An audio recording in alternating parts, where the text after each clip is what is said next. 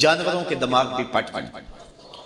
اس پسینے میں لوگ شرابور ہوں گے، گرم اتنا کہ ایک قطرہ احد پہاڑ پہ رکھ دیا جائے تو پہاڑ پگھل جائے۔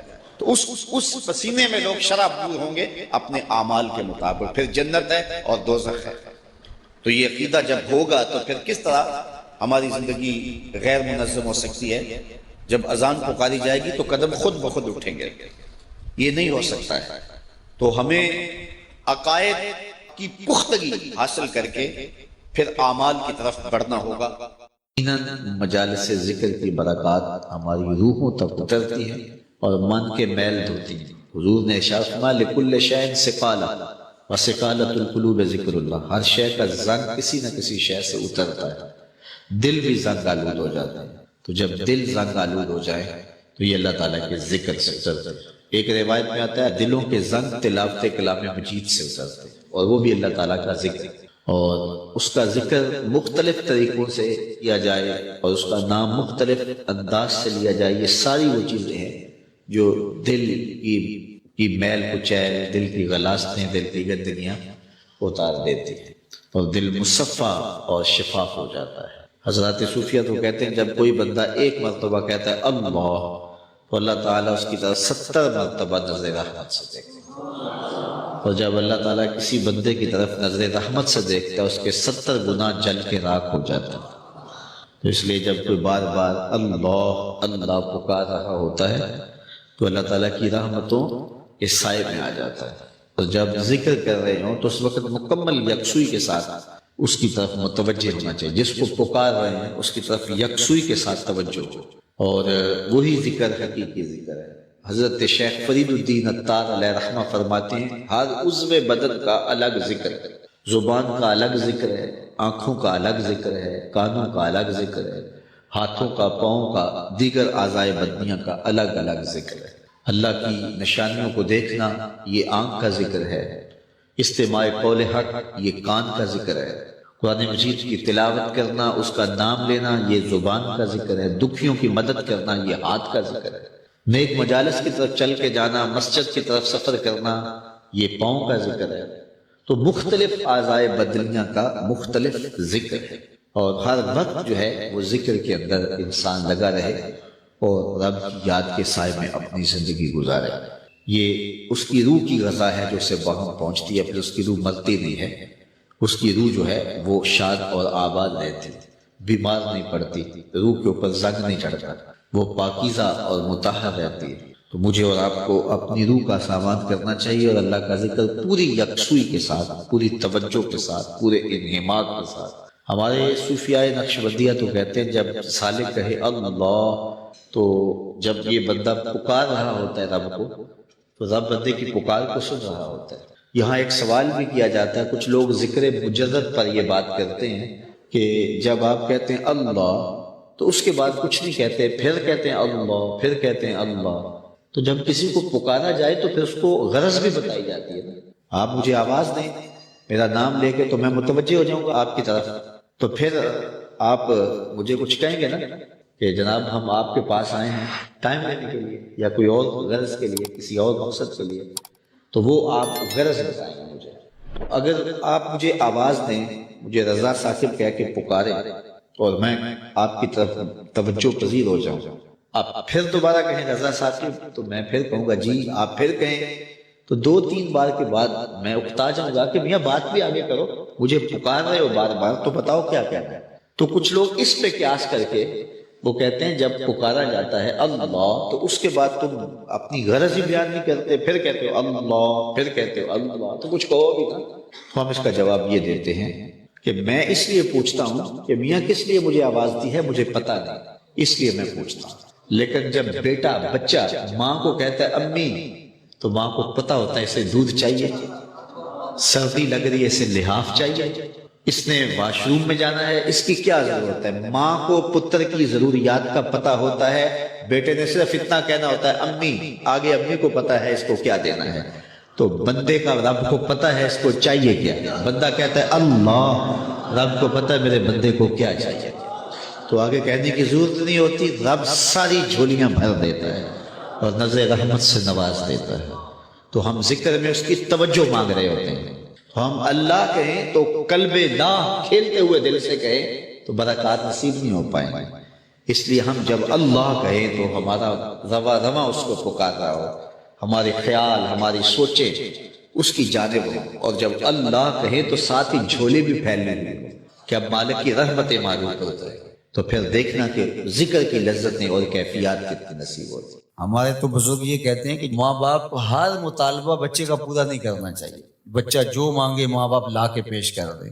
کبھی حالات تلخ بھی آ جاتے ہیں، نہیں کریں گے تو پھر وہ بچہ آپ سے سنبھالا نہیں جائے گا، اس کی عادتیں بگڑ چکی ہیں. تو بچہ جو مانگتا ہے کبھی اس کو وہ دے دو، اور کبھی جو مانگتا ہے وہ نہ دو اس کو، تاکہ اس کو اس کا بھی ملکہ پیدا ہو کہ جو میرا مطالبہ ہے، جو میری آرزو ہے، کبھی اس کی تکمیل نہیں ہوئی ہوتی. تو زندگی کے اندر یہ سب کچھ ہوتا ہے کہ کچھ چیزیں ملتی ہیں اور آرزو کے باوجود کچھ چیزیں نہیں ملتی. تو یہ بچپن سے والدین اس کی ٹریننگ اس طرح سے کریں کہ کچھ چیزیں اس کو باہم دیں، اور بعض کا میسر ہونے کے باوجود ان چیزوں سے بچے کو روک لیں، تاکہ اس کے ذہن میں یہ پختہ نہ ہو جائے کہ میری ہر خواہش پوری ہونی چاہیے. تو بندے کے لیے کیا بہتر ہے، اس کو کب دینا ہے، کیا دینا ہے، کتنا دینا ہے، یہ میرا رب جانتا ہے. تو اس لیے جب کوئی خواہش پوری نہ ہو، آرزو پوری نہ ہو، تمنا پوری نہ ہو، تو انسان بے چین ہو جائے. یہ کیسے نہیں، تو پھر وہ بے چینی اس کو کھا جائے گی. تو اقدار الہیہ پر رضا، اللہ کی تقدیر پر راضی ہونے کا مزاج، یہ اگر بندہ مومن کو نصیب ہو جاتا ہے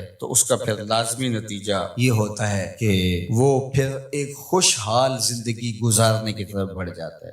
حضرت امام غزالی فرماتے ہیں اللہ نے 3 طرح کی مخلوقیں پیدا کی. ایک مخلوق وہ ہے جس کے پاس چراغ عقل ہے لیکن شہوات نے نہیں دی، اور مخلوق وہ ہے جن کے پاس شہوات نفسانیہ تو ہیں لیکن ان کے پاس عقل نہیں ہے. اور تیسری مخلوق وہ ہے جن کو عقل بھی دی گئی ہے اور شہوات بھی دی گئی. فرمایا پہلی مخلوق جن کو عقل کے چراغ سے مالا مال کیا گیا ہے لیکن انہیں شہوات نہیں دی گئی، وہ فرشتے ہیں، وہ گناہ کر ہی نہیں سکتے کیونکہ شہوات ہیں ہی. اور دوسری وہ مخلوق کہ جن کو شہوات دی گئی ہے، عقل کا چراغ ان کے پاس نہیں ہے، وہ بہائم اور چوپائے ہیں، اگر وہ نیکی نہیں کرتے ہیں تو ان کے پاس چراغ عقل ہے ہی. اور تیسری مخلوق وہ ہے کہ جن کو چراغ عقل بھی دیا گیا، شہوات کی آزمائش بھی دی، اور وہ حضرت انسان ہے. اور اگر یہ شہوات کے ہوتے ہوئے چراغ عقل سے کام لے تو فرشتوں سے بہتر ہوتا ہے، اور اگر یہ عقل کے ہوتے ہوئے شہوات سے ہی کام لے اور عقل کو چھوڑ دے تو پھر یہ جانوروں سے بھی بدتر ہوتا ہے. ہمیں 2 طرح کی چیزیں دی گئی، ہم نے فیصلہ کرنا ہے، ہمارے ہاتھ میں. اور امتحان بھی تو یہی ہے. اگر ایک نابینا شخص کہے کہ میں نے آج تک کبھی غیر محرم کے چہرے کو نہیں دیکھا ہے تو بتاؤ یہ اس کا کمال ہے. آج تک سینما گھر نہیں گیا ہوں، آج تک میں نے فلم نہیں دیکھی ہے تو بتاؤ یہ اس کا کمال ہے. ایک شخص پیدائشی نابینا ہے، اگر وہ کہے تو یہ اس کا کمال نہیں ہے. کمال اس کا ہے کہ آنکھوں میں بجلیاں رکھی ہوئی اور نظارے قطار در قطار، لیکن پھر بھی وہ نظر اٹھا کر نہیں دیکھتا اللہ سے ڈرتے ہوئے. کمال اس کا ہے. کمال اس کا نہیں ہے کہ جو پانی کے قریب نہ جائے اور کہے کہ میرے پر گیلے نہیں ہوئے. کمال تو اس کا ہے، اس مرغابی کا، کہ جو پانی کے اندر رہتی بھی ہے اور جب باہر نکلتی ہے پروں میں ایک قطرہ بھی جذب نہیں رہنے دیتی. انسان کو شہوات بھی دی گئی، آزمائش کی کائنات، قطار اندر قطار نظارے، اس قدموں میں پچھ رہا ہے، آرزوؤں کا ہجوم ہے، جوانی کا باغپن ہے، زندگی کی رنگینیاں اس کو کھینچ رہی ہیں، لیکن وہ سب کو جھٹک کر کے کہتا ہے کالا معاذ اللہ، میں کبھی بھی نظر اٹھا کر نہیں دیکھوں گا، میرا رب مجھے دیکھ رہا. وہ 7ویں کوٹڑی میں بھی زلیخا سے کہتا ہے کہ میں تیری بات نہیں مان سکتا، میں تیری بات مانوں یا اپنے رب کی بات مانوں. تو پھر اس کے لیے رب کی رحمتیں برستی ہیں اور انواع کرتے ہیں. اس لیے حضرت انسان کو امتحان کی بھٹی میں رکھا گیا ہے اور اس کو خوبصورت شکل دی گئی، اور اسفل السافلین کے اندر اگر یہ چلا گیا تو پھر یہ چوپائوں سے بھی بدتر ہے. ہم نے اپنی زندگی کو دیکھنا ہے کہ ہم کیسے گزار رہے ہیں. میں تو ایک بات کہا کرتا ہوں کہ اچھے مسلمان ہونا تو بڑی دور کی بات ہے، ہماری حالت تو یہ ہے کہ ہم اچھے انسان بھی نہیں بن سکے، جو اللہ کا ہم سے تقاضا ہے. ہم تو اچھے انسان بھی نہیں بن سکے. میں ایک دن جمعہ المبارک پڑھانے کے لیے نکلا تو باہر ایک گدھا گاڑی کے پیچھے لکھا ہوا تھا جلنے والے کا منہ کالا. تو میں یقیناً سر پکڑ کے بیٹھ گیا. میں نے کہا ہم کس معاشرے میں جی رہے ہیں؟ ایک مزدور آدمی جو صبح سے لے کر شام تک مزدوری کرتا ہے اور بوریاں اٹھا اٹھا کے اپنی ریڑھی پہ رکھ کے اور اپنے بچوں کا رزق کماتا ہے اور شام کو گھر جاتا ہے، تو اس کے پیچھے بھی لکھا ہوا ہے مطلب ہمارا معاشرہ اتنا گرا ہوا ہے کہ اس سے بھی حسد کرنے والے اس معاشرے میں موجود ہیں.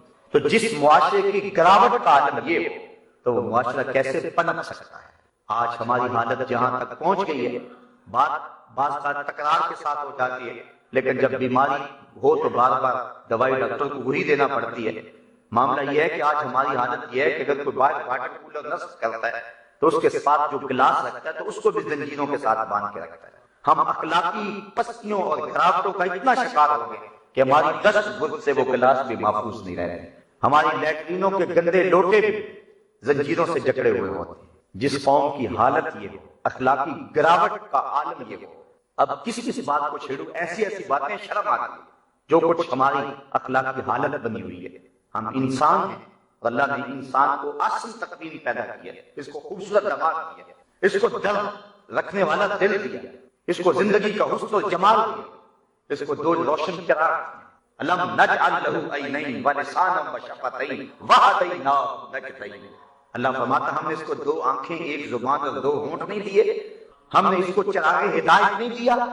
الم نجعل لہ عینین ولسانا وشفتین وہدیناہ النجدین۔ اس کو سب کچھ دیا، اس کو پتا ہے جب یہ میز کے نیچے سے رشوت لے رہا ہوتا ہے، اندر مفتی اس کو کہہ رہا ہوتا ہے کہ تو غلط کر رہا ہے۔ جب کسی کا گھر اجاڑتا ہے اس کو پتا ہوتا ہے میں غلط کر رہا ہوں۔ جب کسی کی آبرو لوٹتا ہے تو اس کو اپنی بہن یاد نہیں ہوتی ہے، اس کو اپنی بیٹی یاد نہیں ہوتی ہے۔ جب ملک کے راز بیچتا ہے، جب اسلام کے قوانین پامال کرتا ہے، جب غریبوں کا خون نچوڑتا ہے اور ہڈیاں توڑتا ہے تو اس کو اس وقت کچھ یاد نہیں ہوتا ہے، انسانی تقاضے بھول جاتا ہے۔ یہ رات کی تاریکی اور دن کے اجالوں میں جو بھی جرم کر رہا ہے رب دیکھ رہا ہے، اس کی نظروں سے یہ پوشیدہ نہیں ہے۔ اگر یہ اپنی عقل کے چراغ کی روشنی میں چلنا سیکھ جائے تو زندگی کا جمال اس کو نصیب ہوگا، لیکن اتنا گر جاتا ہے اس کو کسی چیز کی پرواہ بھی نہیں ہوتی ہے، اور یہ انسانی قدروں کو پامال کر دیتا ہے۔ اللہ اکبر، یہ اس قدر گراوٹ کا شکار ہوتا ہے کہ اس کو انسان کہتے ہوئے شرم آتی ہے۔ بلکہ میرے رب نے بل ہم عدل بھی اس میں تفضیل کا صیغہ ہے، یعنی جو ہے وہ گمراہی کے سب سے آخری درجے میں پہنچ جاتا ہے۔ جانوروں اور باقی جو بہائم ہیں ان سے بھی یہ بدتر ہو جاتا ہے۔ سورہ یاسین کے اندر اللہ تعالیٰ جل شانہ نے جو مضمون بیان فرمایا، بنیادی مضمون آخرت کا اثبات ہے، اور جب کوئی شخص فوت ہونے لگے تو اس کے سامنے سورہ یاسین پڑھی جاتی ہے۔ اس لیے نہیں پڑھی جاتی کہ اس سے جان چھڑا لیں، بلکہ سورہ یاسین سے ایمانی لیول بڑھ جاتا ہے، تیقن میں اضافہ ہو جاتا ہے، آخرت کا عقیدہ پختہ ہو جاتا ہے۔ اس لیے حکم دیا گیا کہ اس کے سامنے سورہ یاسین پڑھو کہ جب رب کے حضور پیش ہو رہا ہو تو اس کے عقیدے میں پختگیاں پیدا ہو جائیں اور معاد اور آخرت کا یقین پختہ تر ہو جائے۔ تو یہ 2 رکوع ختم ہوئے، اگلے جو 3 رکوع ہیں ان میں معاد کا اثبات کیا گیا ہے، اور اللہ تعالیٰ نے آفاق اور انفس کے اندر پھیلے ہوئے دلائل کے ساتھ حضرت انسان کو بتایا ہے کہ تو رب کو کیسے بھول سکتا ہے، کیسے اس کا انکار کرتا ہے۔ تیرے وجود میں بھی دلیلیں ہیں، اگنے والے سورج میں بھی دلیلیں ہیں، اور زمین کا کلیجہ چیر کے نکلنے والے سبزے میں بھی دلیلیں ہیں، پھول کی پتی کے رنگوں میں بھی دلیل ہے، اس کے اوپر پڑی ہوئی شبنم کے قطرے میں بھی دلیل ہے، اور پھر اس کے اوپر جو بیٹھی ہوئی محبت اور پیار کا اظہار کرتی ہوئی تتلی ہے، اس کے پروں کے اندر رنگوں کی جو مینا کاری ہے اس میں بھی رب کی دلیل ہے، پھر بلبل کے لہجے میں بھی دلیل ہے، کوئل کی آواز میں بھی دلیل ہے، پپیہے کی صدا میں بھی، برستے بارش میں، جھومتی ندیوں میں، بہتے پانی میں، اور ساون کے موسم کی رم جم میں یہ دلیلیں ہیں۔ اگر تو آنکھ کھولے تو رب کا انکار نہیں کر سکتا۔ آجا پلٹ کے محمد عربی تجھے باہوں میں لینے کے لیے منتظر کھڑے ہیں، اور تو ایمان کی بہاریں اور ایمان کے اجالے ارشاد فرمایا لا اقسم بہذا البلد، مجھے اس شہر کی قسم، اس لیے کہ شہر میں تو جلوہ فرما ہے، اور تمہارے باپ ابراہیم کی قسم اور اس کی اولاد کی قسم۔ یہ قسمیں فرما کر کیا کہا؟ لَقَدْ خَلَقْنَا الْإِنسَانَ فِي كَبَدٍ، ہم نے انسان کو مشقت میں رہتا ہوا پیدا کیا۔ انسان کی زندگی کا مقصد یہ نہیں ہے کہ وہ آسائشیں اور سہولتیں ہی تلاش کرتا ہے، کہ اس کے لیے زندگی میں کوئی کٹھن مرحلہ نہ ہو۔ یہ ایک مرد اور ایک انسان جو اپنی انسانیت کے جوہر سے آگاہ ہے، یہ اس کا مطالبہ نہیں، بلکہ وہ تو کہتا ہے کیا میں نے اس خاکدان سے کنارہ، جہاں رزق کا نام ہے آب و دانہ، پلٹنا جھپٹنا جھپٹ کر پلٹنا، لہو گرم رکھنے کا ہے ایک بہانہ، پرندوں کی دنیا کا درویش ہوں میں کہ شاہی بناتا نہیں آشیانہ۔ یعنی انسان مشقتوں میں رہتا ہوا پیدا کیا گیا، بالکل آسان زندگی سہل